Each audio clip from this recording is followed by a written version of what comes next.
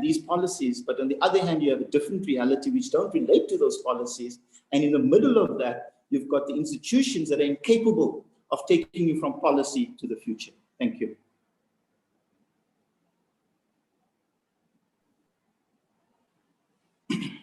Wow, thank you so much, Mr. Ashraf Adam. We knew you were going to give us an amazing presentation as always, and lots of food for thought and lots of provoking stuff. Okay, so lots of take homes for us, but it's not time to take stuff home yet. It's time for us to asikuluma.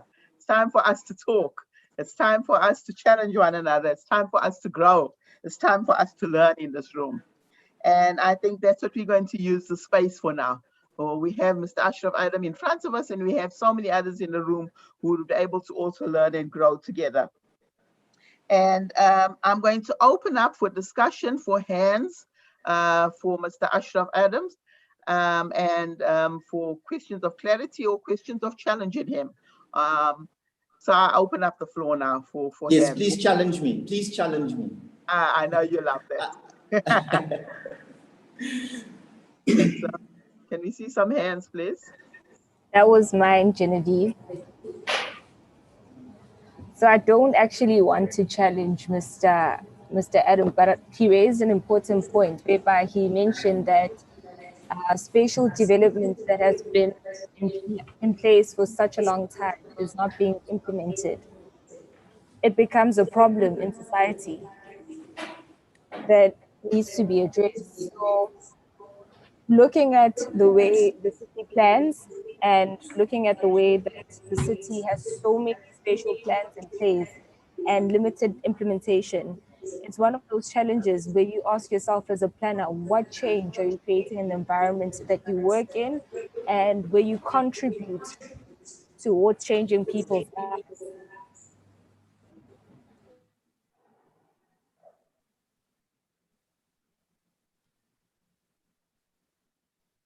I can't hear. Anele, there was a lot of feedback on the mic. Okay, Can you we'll repeat, please, Anele? There's a lot of feedback on your mic. I was hoping to hear. Can you hear me now, Jen? Yes, yes. Is it clear? Can you please mute your mic?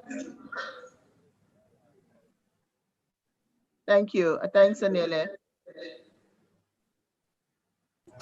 I still hear an echo, but hopefully it will go down. There's a terrible echo. Can everyone please mute their mic unless you're speaking? Thanks, Anele. Okay, what I was saying was, you raised an important point in the sense that there are spatial plans or spatial development that has been on paper for longer than 15 years. And in as much as spatial development frameworks or long-term spatial plans for the future, we have to take into consideration of the fact that there's so many spatial plans that we have in place, but they're not being implemented. Certain points were raised in the morning, but I feel like we should address this issue of having more plans than implementation on the ground. And in as much as we always put pressure on the public sector, we also need to stop putting pressure on the private sector, because they do have, and often at times they do have, the financial resources to actually assist in terms of working with the public sector.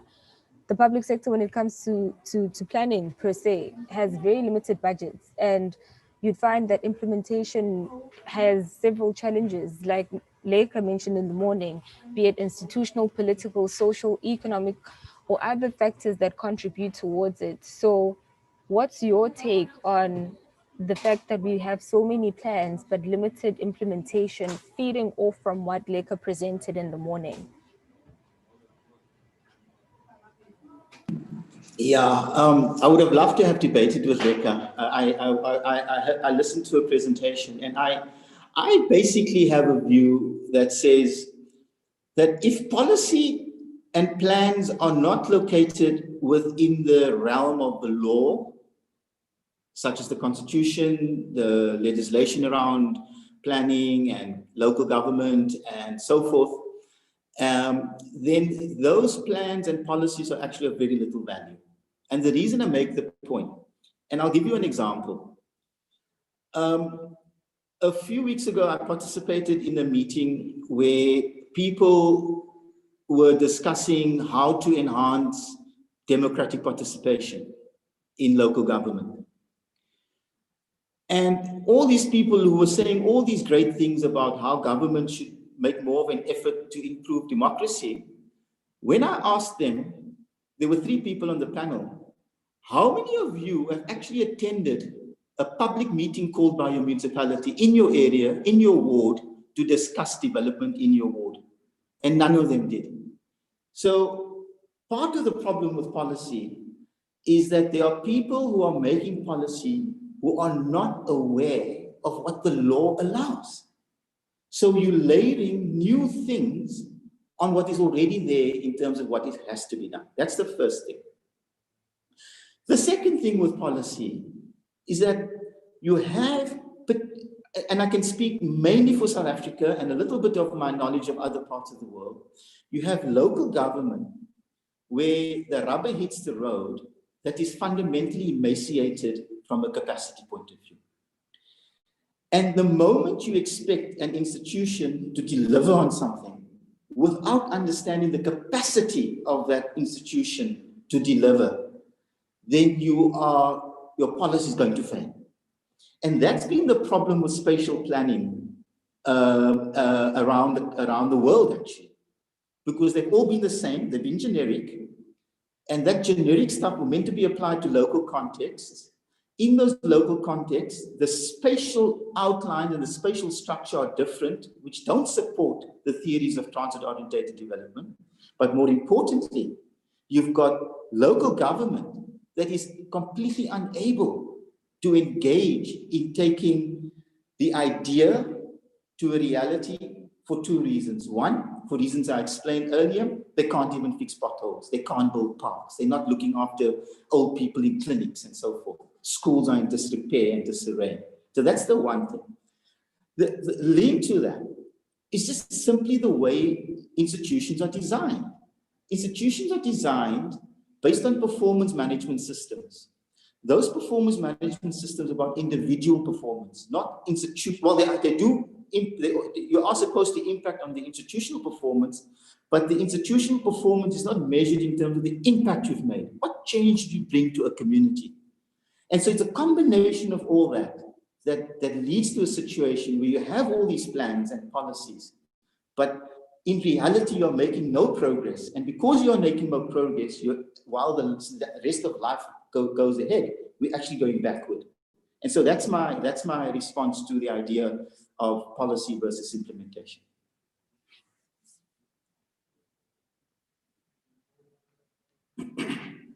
Thank you for that. I see Ndumiso has his hand up. Ndumiso, the floor is yours.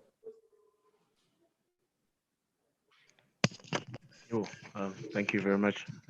Good afternoon again, colleagues. Thank you very much, Mr. Ashraf. Ashraf's the name. Sorry, there's just some feedback. I'm actually hearing myself, so I'm not too sure where that is coming from.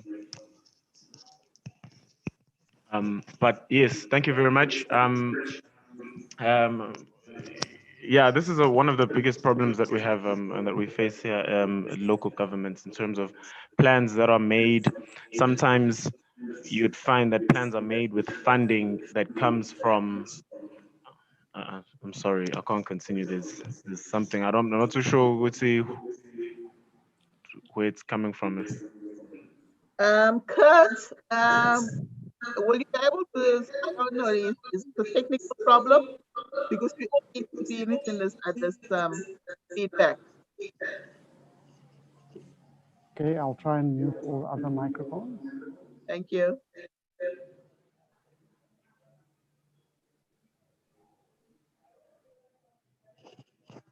Okay. That's much better. I can't hear myself. Thank you.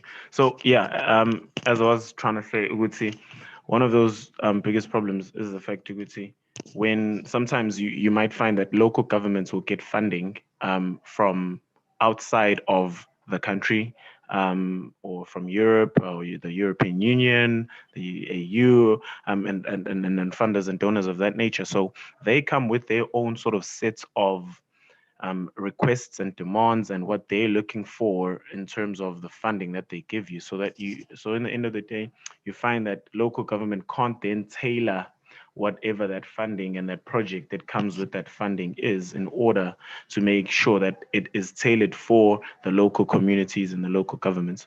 But also, our professionals, I said this a little bit earlier, is that our professionals sometimes are, maybe I said they were afraid, maybe that wasn't the right word.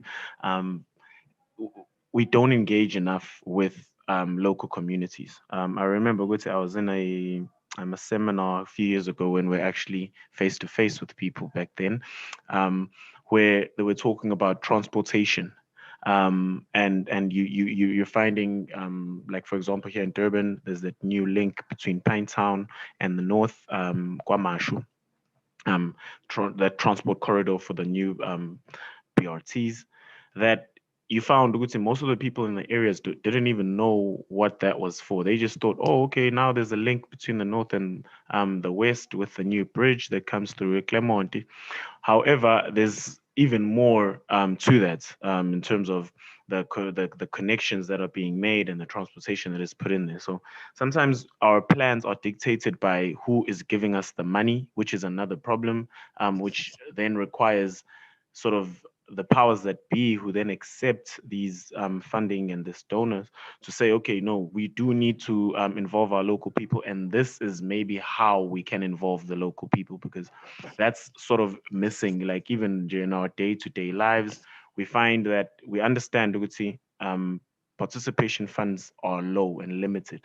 How do we stretch them? How do we ensure there's constant communication, there's constant involvement from the communities, from the ground, or from the inception of these plans? Because that's sometimes what causes the missing link, or the missing link between plans and communities, is that people find themselves coming in at like stage 5 when they weren't there in the beginning. So now, how do we make sure that they own the planning process as well, in order to make sure that once then implementation has to come in, they were a part of it and they feel that it is theirs, not just something that is brought by government.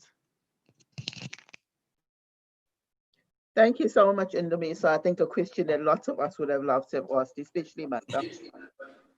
No, I think you raised three important points. The first point, and I can relate to what you are saying, because I've been part of that regime of being part of international agencies, going around offering all kinds of solutions and things like that.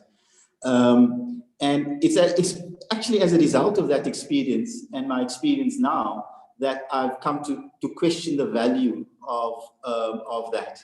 And I think that we need to reconsider how we accept assistance in public sector organizations, particularly municipalities. I can give you an example of that, of how we can change it. There's a program called Safety and Peace Through Urban Upgrade. In the Western Cape and other parts of the world, it's called Violence Prevention Through Urban Upgrade. It's funded by the German Development Bank. And when I came to this institution a few years ago, I looked at this thing, and it was a model developed in Germany about how we need to deal with these poor people who are facing violence and all that, and we need to upgrade the areas so that we can deal with violence. In reality, you actually don't get safety and peace through urban upgrade. You get urban upgrade through safety and peace. And that's the experience we've had. And the result of which is when we had to tell the donor, look, man, this is how we're going to approach this thing. If you're not happy, you can take your money and go. Now, that was a very dangerous thing to do, because the German ambassador flew down to meet the mayor to discuss the matter. But you've got to be confident in your own ability and knowledge and the laws within which we work, to be able to tell somebody else, yeah, okay, we hear what that means, we hear what that says. Let's see how we can apply it locally. And I think that's the one thing we must be quite confident about. The second issue about the engagements with communities. The law is absolutely and utterly clear about that. You cannot even pass a budget in a municipality if you haven't gone down to every ward in that municipality. That's the law. The fact that the law isn't being applied in a way that is a lot more effective is what we must ask ourselves. Why is the state not engaging with the way it is expected to engage with the communities? Not that it is not. Why is it not doing it in the way? Now, there are a lot of reasons for that. One is institutional capacity. Two is when officials consider people to be an irritant in their daily work. You know, oh, we've got to go to another public meeting. Oh, we've got to do this. We've got to respond to this letter and public protect to that. I think that the concept of public service amongst public officials is something we need to pay a lot more attention to. We need to develop a cadre of public officials who are dedicated to public service. That is a fundamental point. The third point that you raise is when you have investments that you can make or want to make, or you have plans that you want to implement, but at a particular point in the political process, those things get derailed. Let me give you an example. Every municipality in South Africa has a spatial development framework that wants to limit sprawl. Yet, in the last 30 years, South Africa has been one of the leading countries in terms of urban sprawl. So, urban sprawl, we have policies against it, but we have promoted it in ways that are internationally unprecedented. Why? Why do politicians make the decisions they do? Now, in many cases, now I really don't want to start patronizing politicians. In fact, I don't want to patronize anybody. But you've got to look at the political milieu, the conditions of the parties that they represent and serve in, their own economic situations and susceptibility to underhand or under the table deals. But also, there's this really pernicious thing that developers like to use. So you must support this development because it's for economic growth, economic development, and employment and things. But in reality, they create temporary jobs and then nothing. And so public representatives also need to be empowered to argue against the kinds of arguments that says, no, we must have this, because if you don't have the shopping center here, then so many people won't be employed. But in reality, we know that shopping centers destroy jobs. They don't create jobs. Informal sector people create more jobs on average and employ more people per square meter than shopping centers do. Now, I'm not saying we must not have shopping centers, and I'm not saying that we must. In fact, I don't like us to speak up this informal sector thing, because being in an informal sector environment is not nice, because it's survivalist. You stay in the rain and the wind and all kinds of stuff for pennies. But in reality, those local economies probably make a bigger contribution to those businesses probably make bigger contributions to local economic development than shopping centers do. So I really think that for us, the time has come. So, because I'm not moaning actually, because I've been trying to understand this thing for a while. And I think that the time has come when we must sit back and say, well, okay, maybe those policies are not right, or maybe those are beautiful end goals to achieve in 20 years' time. What do we need to do now to achieve that outcome by 20 years? Thanks, Ashraf. More hands? I don't see any other hands. I had a hand. Oh, sorry, Anele, I didn't see your hand. Sorry, it was a while ago. Kurt, can you please mute everyone as well, because I'm hearing echoes as well. Thanks. I just wanted to touch base on what Ndumiso mentioned with regards to public participation. Look, I truly understand the perspective that he's coming from, but from my experience starting off at Strategic Spatial Planning Branch, I took note of the fact that public participation occurs when the economically active group is not around, they're at work.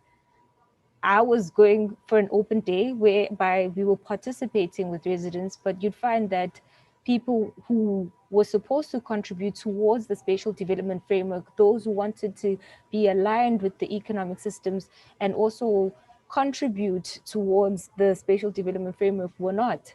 So in as much as we do participate or we do initiate public participation, I feel like we need to alter the ways in which we are currently doing it.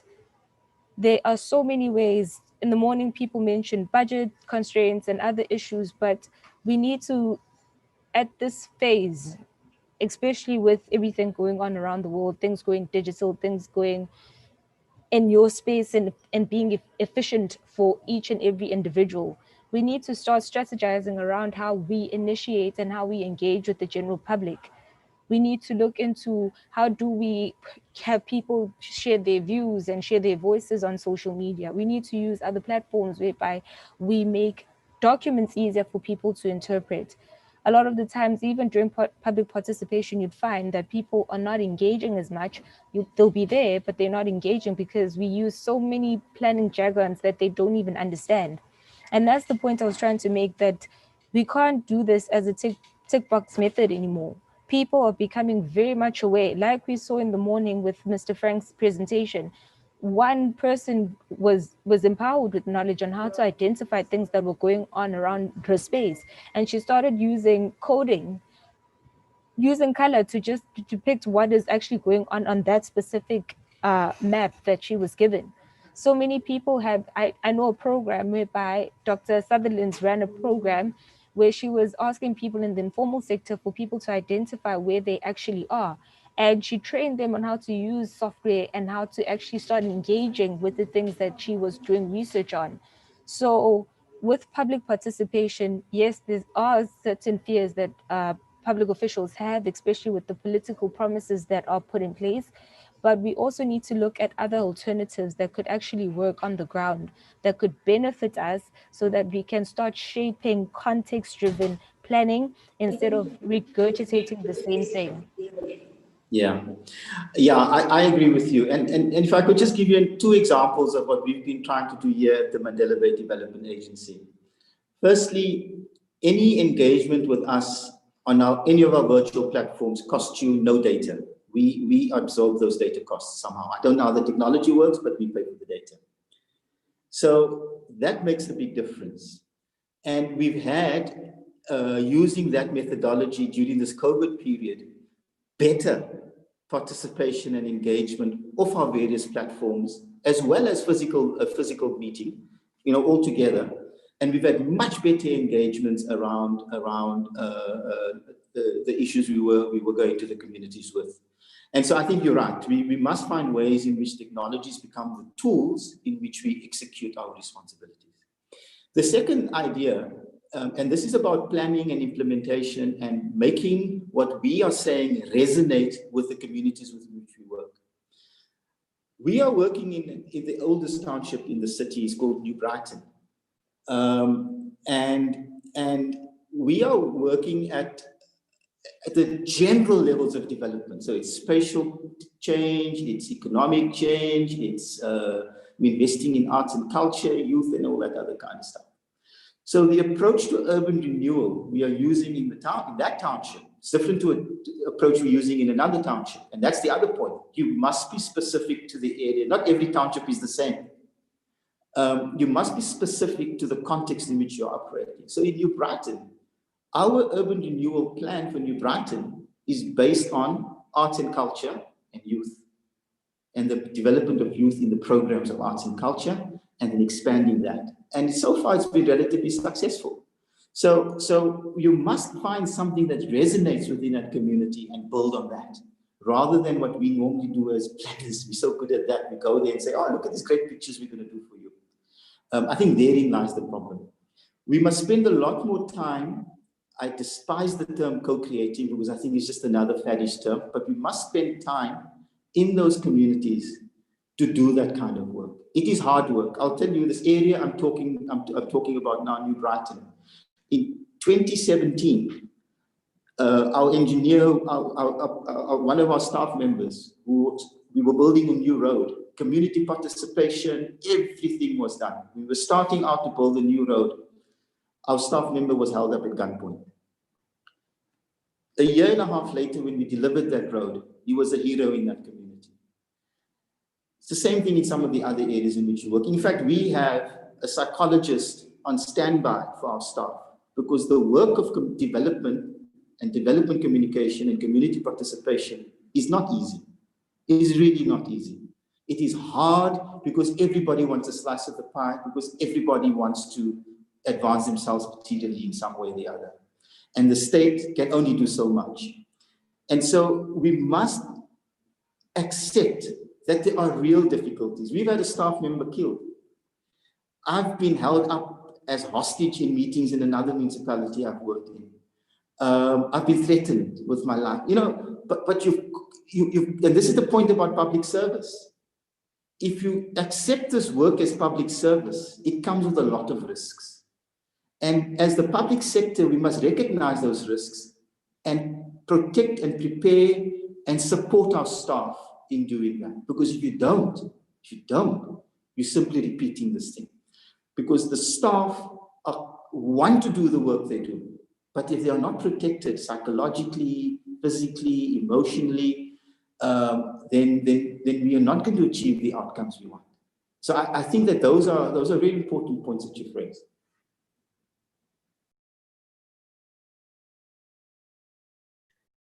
Thanks. Thank you, Ashraf.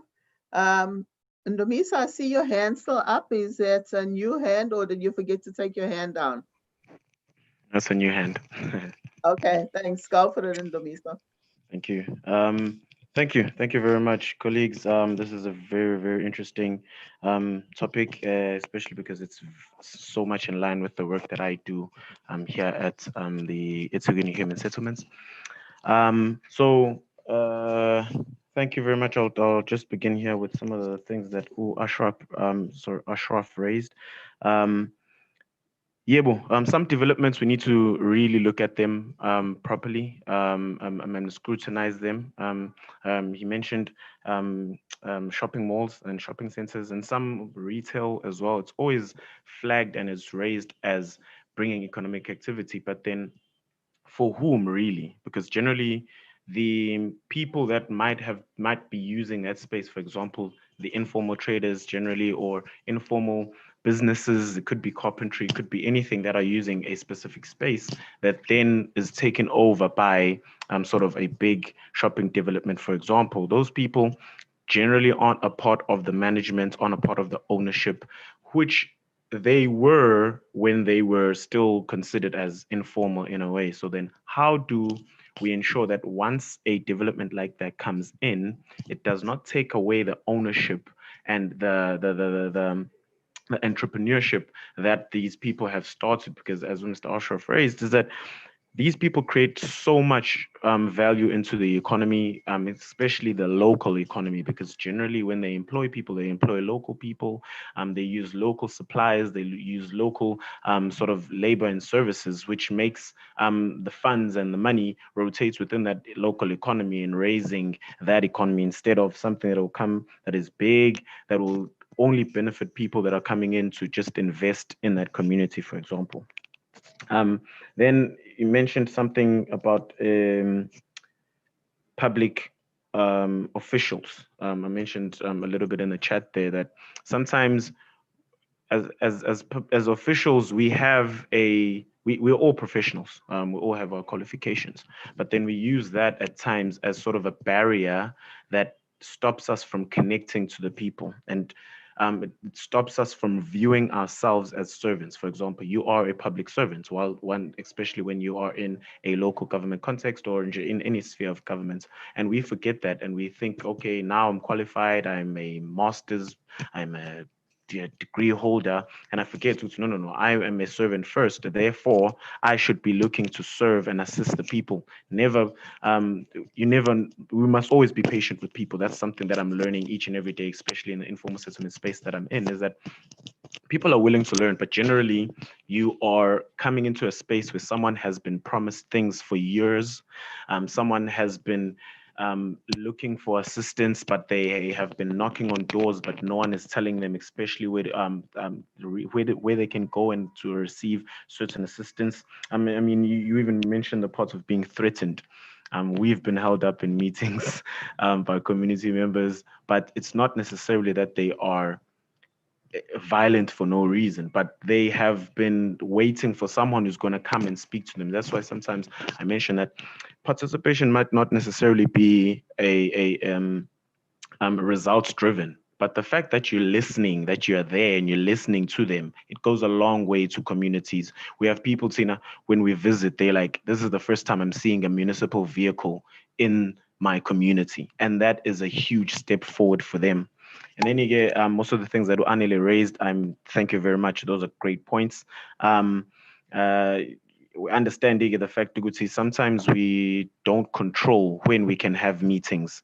Hence why sometimes when we have meetings in the middle of the day, in the middle of the week, and people are at work and things of that nature, which is very challenging. So sometimes we have to now get out of our comfort zone as professionals and as officials. Have meetings on a weekend, have meetings on a Sunday afternoon if you have to, if just to ensure that everyone who is required is there and is ever present. Also, disseminating of information. I feel sometimes as officials, we allow politicians to go ahead of us, and they sometimes distort informations for reasons that we sometimes know. They have a short space of time within, so they have to stake a claim, and sometimes they'll distort the information because they're trying to sort of win themselves votes. So we have to play an active role, I feel, in that space. We must ensure that we are there when a councillor says they're going to be having a meeting to sort of give the community feedback on a certain project. You be there if you're a part of that project to make sure that that project is delivered the way that they need to. And also finding a simplified planning jargon. That is something that is like critical that we need to find, especially in the communities we go to. Some people have low education levels. Some of them just it's how do we then connect to that context to make sure if you're going to the Eastern Cape, for example, can you have someone who's going to be able to speak the local language to be able to connect with the people? Because that's also something that I feel like as professionals we can't connect properly with people again, which makes them not trust us and not want to sort of follow and also assist us, because we also need their assistance and then local knowledge whenever we're producing some of these plans. Thank you.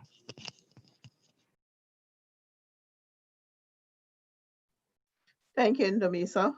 I think you've given us a lot of food for thought, and I think lots of us are agreeing with what you are saying.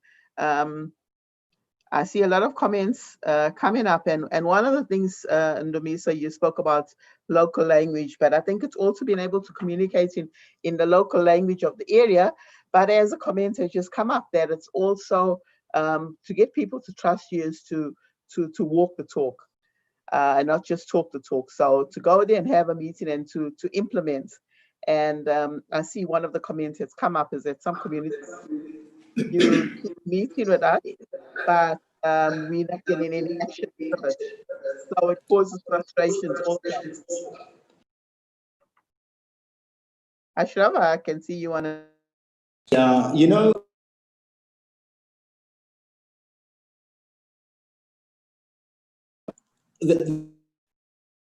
Ashraf, we're battling to hear you. yeah, no, you are muting me. Oh, Kurt? That's okay now, I think. Yes, I'm okay now. The issue of walking the talk is so important. I had the great fortune of working in a municipality where the municipal manager made it very clear to his staff. Personally, he used to attend the IDP meetings, integrated development planning meetings in local communities, and the budget meetings. And he would make sure that his staff recorded everything that came out of those meetings, generate a report, and identify what would be done in the shortest space of time to show people that you have listened to them, you have heard them, and that you're committed to doing things. And there are certain things that can be done very quickly. Cutting the lawn, cutting the grass on a sports field, collecting the garbage. There are certain, fixing a pothole. And the value that brings in building confidence is so immense, because the next time you go to that community and they raise these things, they'll see, yeah, okay, yeah, we actually did see the municipal vehicle here doing these kinds of stuff. And you go to that community and the community says, we want whatever it is. It might not be in our plans, or it might be in our. When you explain to a community, okay, we hear that, we'll put it in the plan for that year, we'll start budgeting it for that year, we're looking at potential implementation in that year, and you stick to that, and you report on your progress on that. The community trusts you. Nobody says we want everything here and now, all the time, and things like that. The moment we establish our credibility with communities by doing what we commit to do, then communities will trust us, and they will protect us. So as much as our staff are exposed to gangsters and all kinds of things, we have other gangsters protecting us from other gangsters. We have community members coming in and saying, no, you don't interfere with these people. So, and we were only able to do that because we were able to make modest commitments to begin with, meet those modest commitments, and then scale up. As you grow your trust between the state and society, or municipality and community, as you build that trust, more can be achieved. But the responsibility really does lay with the state, with the municipality, to take that initiative to build the trust.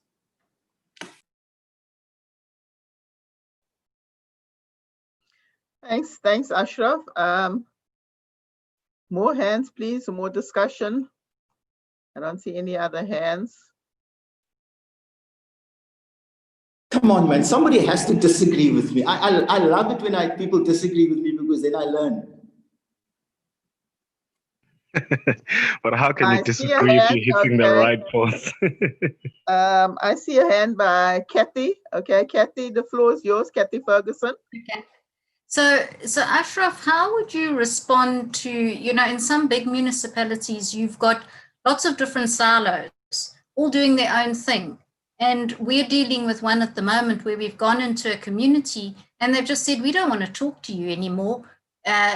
Somebody's already talked to us about a traffic plan. Somebody's already talked to us about an architectural plan. And all these plans have been prepared, but nothing's been delivered. And I think it came up earlier this morning as well. We've got lots and lots and lots of plans. How do we now move forward into that implementation? And how do we restructure institutionally to try and get there? So, I think you're sitting in a development agency that has a particular advantage in doing that. But what would your advice be to the municipalities is about how to organize the institutions to achieve this? And the other thing that you mentioned about the performance management system was that very, very seldom are people accountable for implementing the plans that they've prepared. So as spatial planners, we prepare the plan and we hope like hell somebody takes it up and implements it. It's even more frustrating as a consultant because you hand the plan back to the municipality, you think you've done a great job, and it never sees the light of day. So how do we organize ourselves institutionally to try and overcome some of that? As planners, how do we make our voice heard to achieve something in this arena? Firstly, I love silos. Let me just make that very clear. If you have seen modern silos, you'll love them too. Silos are connected in various ways and not connected in other ways. The problem with the kind of integration that we've been toying around with for the last couple of decades is that we've been integrating everything but doing nothing. And in an institution, you do need a level of silos, not a level of silos, a number of silos, where people just go and do their job. Just go and fix the pothole. That's your job. Just go and cut the grass. You don't need a whole lot of integration and integration discussions and syndicates to deal with those kinds of stuff. Integration happens in various ways. Conceptually, firstly. Secondly, at the levels of management, at the levels of certain levels of operation and so forth. All those things are catered for in the systems. That doesn't mean that organizations such as municipalities don't need to be restructured. They need to be fundamentally restructured. They need to be restructured to do the kinds of integration required in terms of human settlement development. You can't build human settlements without schools, clinics, and all the other things that need to happen, roads and that kind of stuff. You can't do those things without at least being innovative in the way in which you use building technologies and whatever other technologies there. You've got to do that. And that only comes from integration and engagement. So I do believe that it is very important that you have silos in organizations and that you find the areas within the organizations where integration happens, because it's the integration in concepts, integration in implementation. But at the basic level, when people go and do their work, they don't need to be in silos. And I really don't have issues with one department coming to clean the grass and another department going to sweep the streets. Well, not in the short term. I think over the long term we can change that. But in the short term, I have no problems with such silos, because at least it gets services delivered in a particular way. That's important. The second thing is that here at the MBDA, and you're right, Cathy, we do have that luxury. And what we've done here is to establish a matrix where everybody accounts to everybody in particular ways. And so in the operations department, we have program resource allocators, and people get to act in those positions for 6 months at a time. And it gives everybody in the organization an opportunity to do higher level management work and to look at resource allocation, see how things integrate, what work is done where, and so on and so forth. And that has worked very well in two ways. One, in improving the performance of the organization, and two, in building the confidence of the staff responsible for implementing, because they could see the big picture, they could see their role within the big picture, and more importantly, they saw their performance management scorecard in that picture.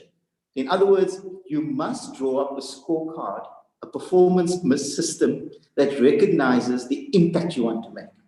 Which brings me to the last point about plans. The people who rely on consultants, and I'm not dissing consultants, I was one for many years, and I might even be one, I don't know.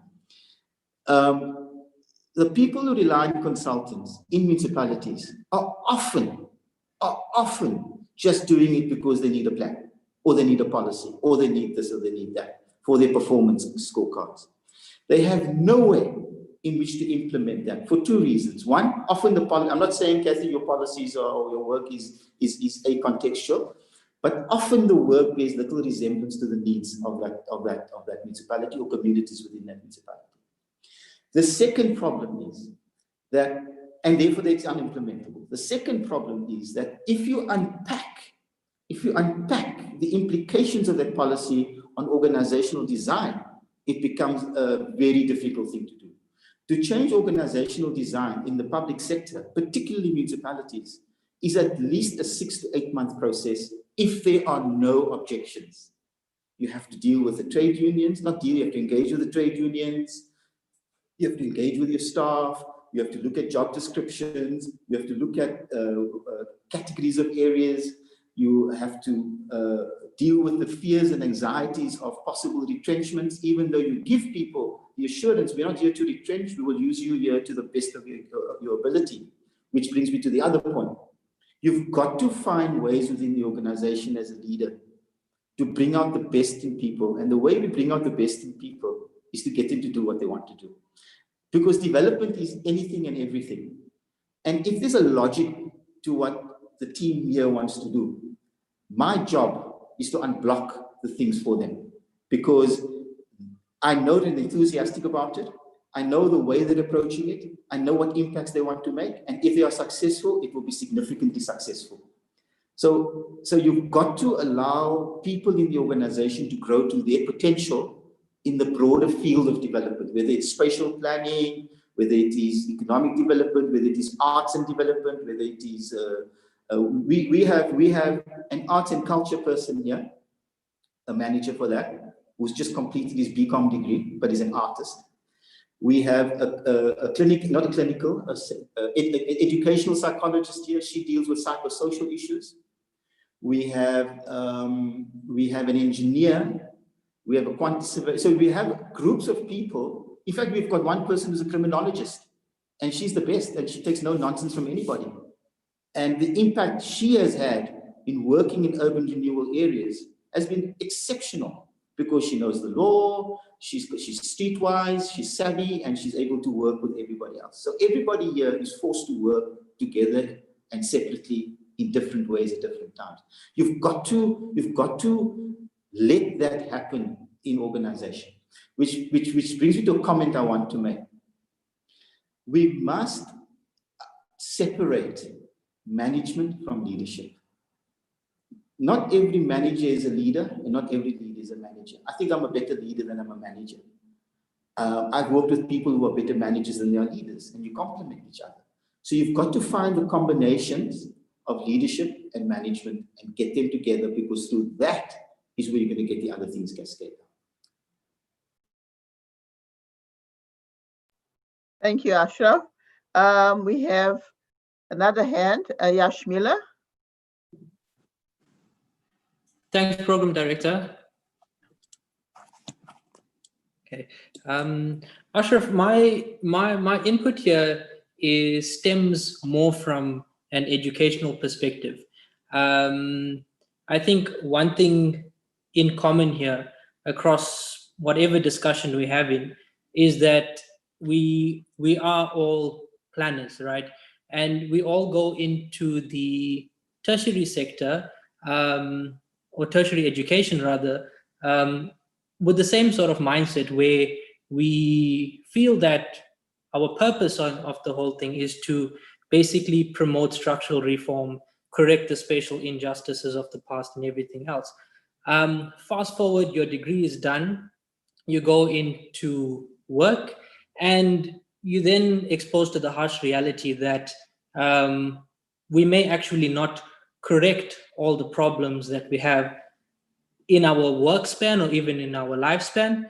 And that this ties into the comment that you made yesterday, where you mentioned that we have one of two options in terms of the opportunities. We're either going to sit back and wait, or we could make the second alternative, which is to make some small decisions that could have great impact. All right.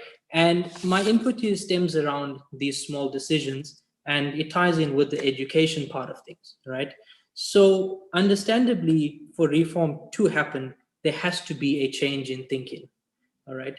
And I believe that the change in thinking can happen at a level even before we enter the workplace. And this is where curriculums come into place. And I'm hoping that you could possibly give us a bit of input that we could start looking at influencing at a tertiary education level to start to understand what are these possible skills that we could be building at that level that could enable a planner when entering the workplace to actually not be so shocked or scarred by all of these challenges that one is facing, but to rather be able to be in a more proactive seat to say, okay, fine, you may not have been taught all of the solutions because there is no one solution, but rather you could have been equipped with some of the tools to be a little bit more proactive on the whole thing.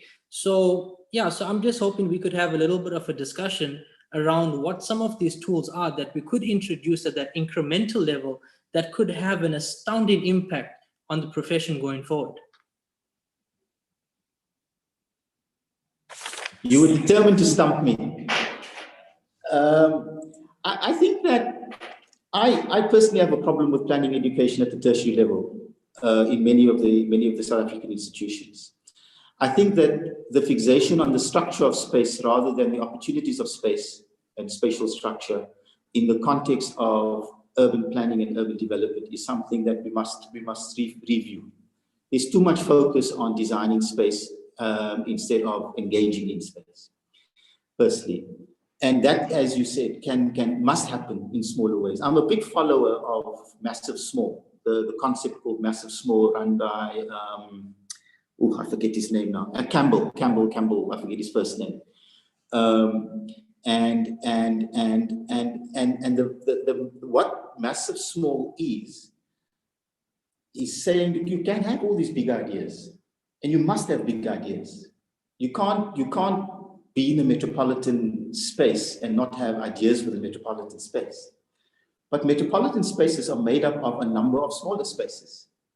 I mean, if you go to Cape Town, there are people who live in Khayelitsha who've never been to the center of Cape Town. You go to Mumbai, there are people who live in some of the suburbs who've never been to South Mumbai, like that all over the world, metropolis. So we must, while it's important to have big plans and big ideas, the implementation of that is evolutionary, firstly. And because it's evolutionary, you start in small ways, and you take the baby steps. And I think that is where planning education really lacks substance. Most academics have not spent time, even though they consult to municipalities, have not spent time understanding how public systems of delivery work.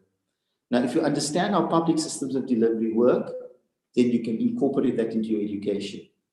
So you bring your education must be broader, more than just the design of space and a couple of theories of space here and a couple of things on Marx and whoever the new, not Marx, that Marxist, whose name I forget. So in other words, there are various approaches. There's no one view, and you must let a thousand views blossom, or whatever the guy from China said about that. And the rest is experience. The rest is experience, and linked to that experience is engagements such as these, but reading. We've got to read widely. We've got to read outside of our profession, because we are dealing with life and lives. And life and lives get expressed in very many different ways.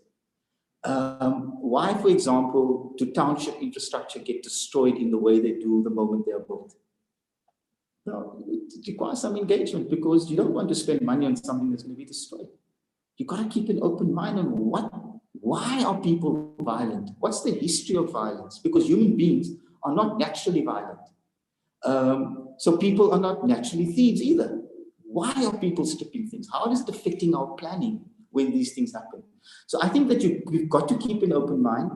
And as someone who grew up in an ideological position because of my past, I've actually discarded a lot of my ideological positions. So I'm trying to understand humans and human beings and human society a lot more effectively. Yeah.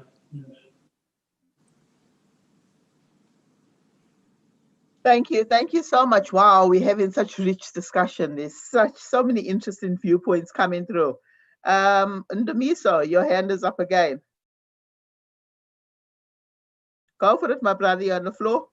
Yebo, thank you. But please, colleagues, I'm just raising my hand because I'm seeing there are no other hands. I don't want to just be the only one who's engaging. Please, as Ashraf said, more people. But I was just going to speak on the question and the direction that the conversation was taking, Moyashmili was taking us to. Yes, it was also mentioned in the morning session by Mabanga, if I'm not mistaken, Mr. Mabanga, the fact that planning has no, I don't want to necessarily say has no, but it's not tailored for example, Africa.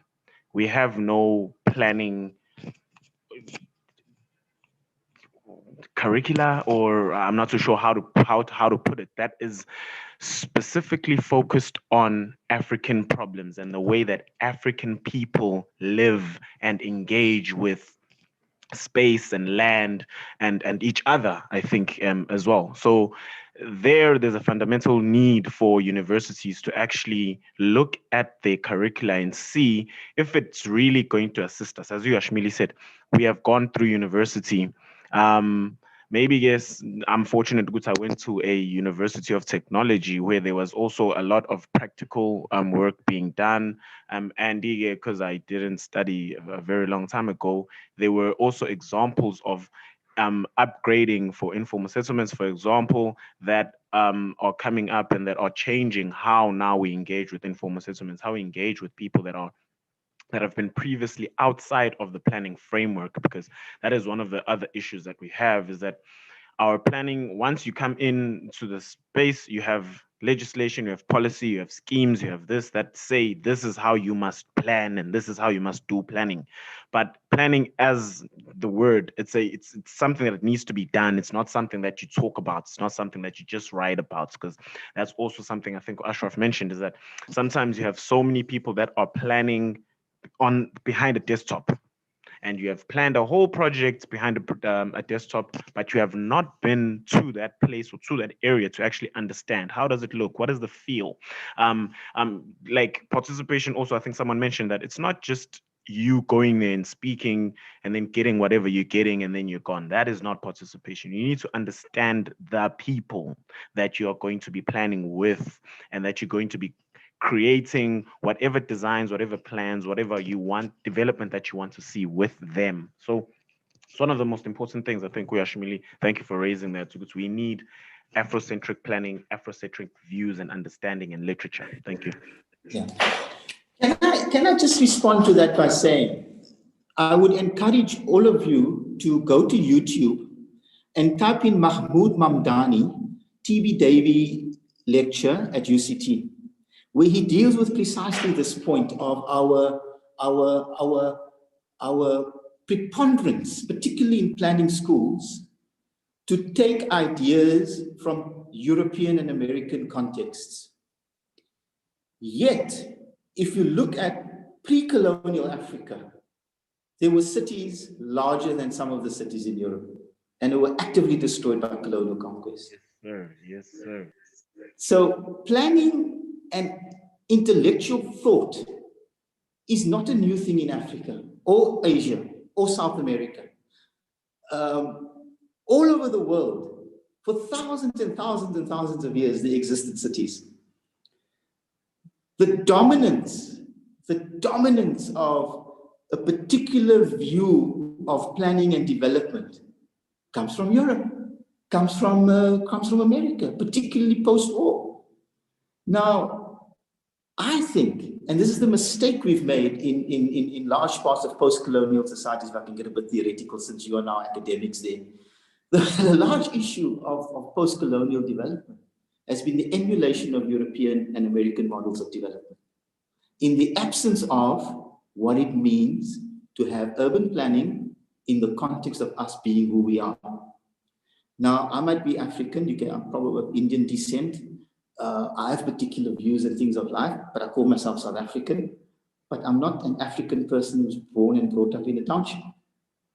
I cannot intellectualize that thing based on a lived experience. Now, I'm not saying you have to have a lived experience to intellectualize something. And I actually like intellectualization. I think intellectualization of problems and concepts is very important. But unless we are prepared to become our own heroes, our own researchers, and our own planners that says, hold on, okay, so we understand that, yeah, fine. But in Kailicha or in whichever other place we want to refer to, these are the conditions. Let's see what exists within that area in terms of intellectual thought that we can tap into to assist us in our theorization and planning ideas. And I really think that that's the opportunity. And if you use public participation only for that, not mass public participation, but get the participation of and I use the word intellectuals openly, not to only refer to people with PhDs, because you get, unschooled intellectuals as well. And you get schooled people who are not intellectuals. And I think that we must begin to look at the indigenization, and the indigenization of knowledge. And in doing so, I don't want to be coming across as a chauvinist, in that we must discard what other people give us. We must learn from everywhere. In fact, that was the beauty of pre-colonial societies. They were trading ports, they were everywhere, and they learned from everyone. The Silk Road, the corridors along the Atlantic, the corridors from Great Zimbabwe up into the rest of the continent, and in South America, the Indus Valley civilization. There were networks, and the people learned from each other, and they grew from each other. And I think that's been the problem, made worse by globalization, where everything is the same. Thanks, Ashraf. People are asking if you could please just spell out the name that we should go to YouTube to look at. Mahmood, M-A-H-M-O-O-D, M-A-M-D-A-N-I, and it's the T.B. Davy Memorial Lecture at UCT.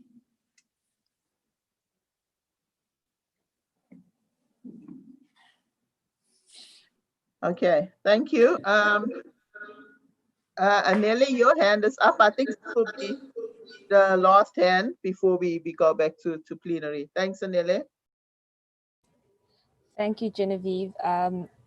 I took a lot from what was mentioned in the morning in terms of using a lot of European context. And I agree fully that we have overly relied on using international contexts for basic information. For example, we focus so much on the collaborative planning theory when we often advocate for public participation, whereas that was based on an experience from Europe that was written by Hartley and has nothing to do in terms of our own context, but we've shaped our policies and our plans to be collaborative in nature. And now we're trying to go towards the integrated approach. But I think more than anything, we often have important points raised, but we never actually materialize them in terms of writing. We never take it a step further to have our own work being studied in high institutions. And I'm not saying that's the only way in which we can get these dialogues flowing.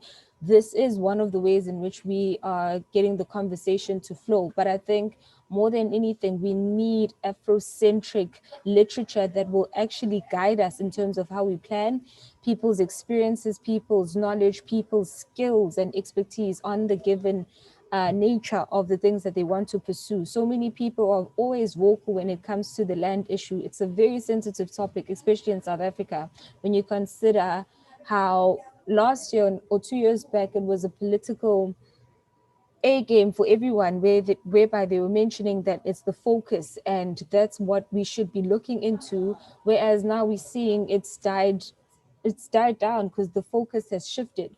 So you'd find that people are very vocal even at the stage on the land issue, but we often hear the same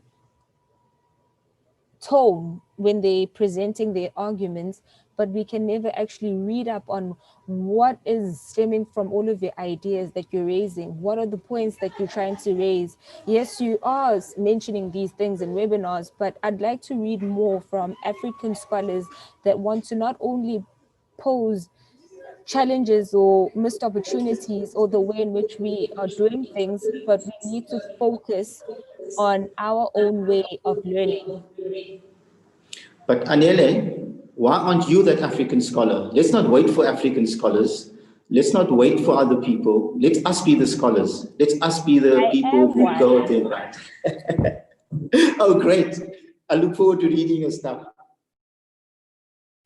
I actually wrote on the land issue. That's why for me, I was so encouraged when I was seeing more and more young people actually contributing towards it. Hence, for this, I was challenging Ndumiso in particular because he was very adamant on this point earlier on. But I want to hear your voices on paper. I want to read more. I want to quote your surnames on my work. I want to have your ideas flowing into further research, conferences, presentations.